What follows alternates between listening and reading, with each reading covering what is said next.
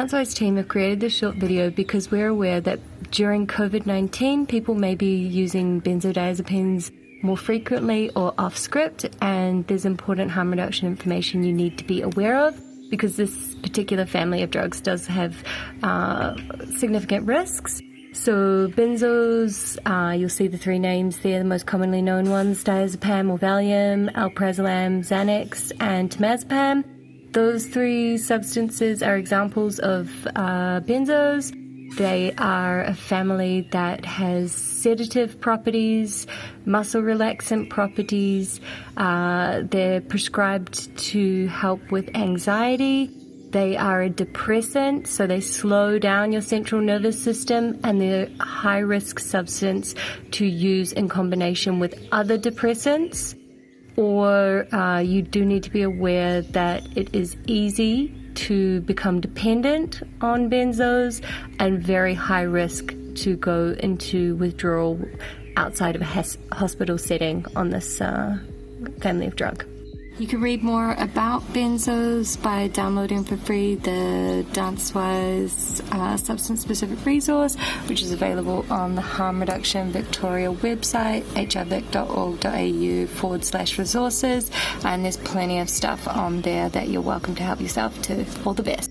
Hey, so it's a weird time of social distancing and high anxiety, so I wanted to talk about benzo use, especially with alcohol use or other painkillers or other prescription medications.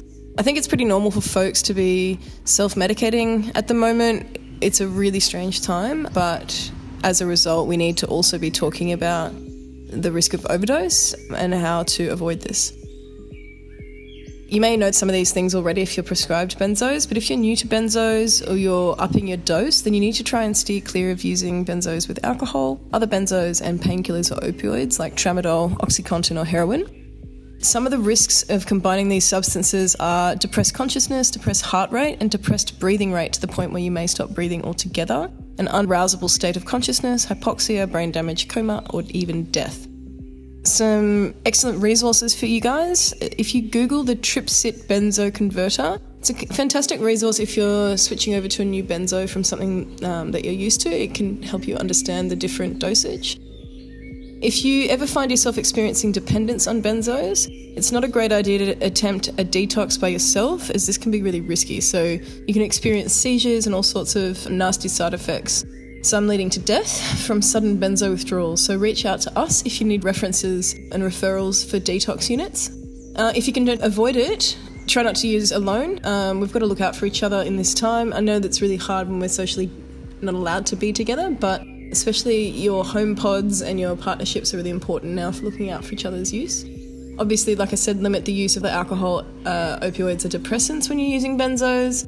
If you're feeling that you're using more due to the pandemic stress or anxiety, I think we need to look at other mindfulness and connection activities that are really, really important at these times to support one another. Just a quick tip for an actual in-the-moment overdose. So if you're finding a friend of yours is overdosing on benzos, if they're slumped over and you can't see them breathing at all, if their lips start turning blue or the fingertips start turning blue or their face goes ashen, hold their shoulders back, squeeze their trapezoid really tight and loudly ask them to take a breath if they can hear you. If their breathing rate decreases more and they're going downhill, call emergency services immediately. Pop them on the floor and try to give them mouth-to-mouth resuscitation if you've done your first aid, and CPR, obviously. So if your friend overdoses, it's really important to call 000 straight away. Obviously, don't delay with benzo or depressant overdose. It can be quite serious. And support your friend until other help arrives. You can always contact DanceWize Vic folks and HRVic folks if you need some more advice. Stay safe. Cheers. Bye. When you're looking at something, say a benzo withdrawal, you may experience certain effects, such as could get the shakes, very like clamminess, hot and cold sweats, aches and pains, migraine symptoms, confusion and memory issues. Sleep can be impacted a lot, and anxiety can really be exacerbated.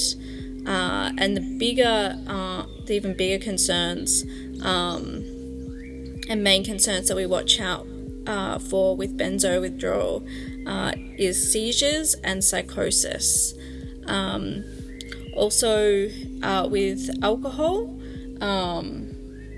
if you go cold turkey after being deemed medically, physically addicted to alcohol, there is risk of seizure and death. So it's something to take really seriously. Seek out medically supervised or supported treatment through withdrawal. And other drug services in Victoria have been impacted by the COVID-19 public health emergency order. If you want to know how these services have been impacted, you can get a copy of this document by emailing this DHHS, Department of Health and Human Services address. The particular focus of this talk is looking at what happened on Thursday the 26th of March in Victoria's Parliament. There was interim legislative reform put in place that takes effect until the 27th of September, or if it's revoked sooner than that, once the crisis is over. What it allows essentially is for pharmacists to extend people's scripts for a month without that person having to have gone to the doctor to get a script. It gives a lot of discretion to pharmacists. It has to be because it's impracticable for the patient to obtain a script at that time. Maybe the doctor that they go to doesn't have any appointments, whatever reason. It means that the pharmacist can extend the script at their discretion. It's important to note that this change does not apply to Section 8. Schedule 8 drugs, only Schedule 4 scripts. So that means alprazolam or Xanax, which is a Schedule 8 or a more high-risk substance, you can't get an extension for that. But other benzos like diazepam, also known as Valium or temazepam, other benzo scripts, anything in theory that is monitored on SafeScript, you could go to any pharmacy, not just the one that previously filled your script, and see if they will exercise discretion and extend it for an additional month without you having gone to the doctor. In general, you can find daily updates about COVID-19 through DHHS. All the best.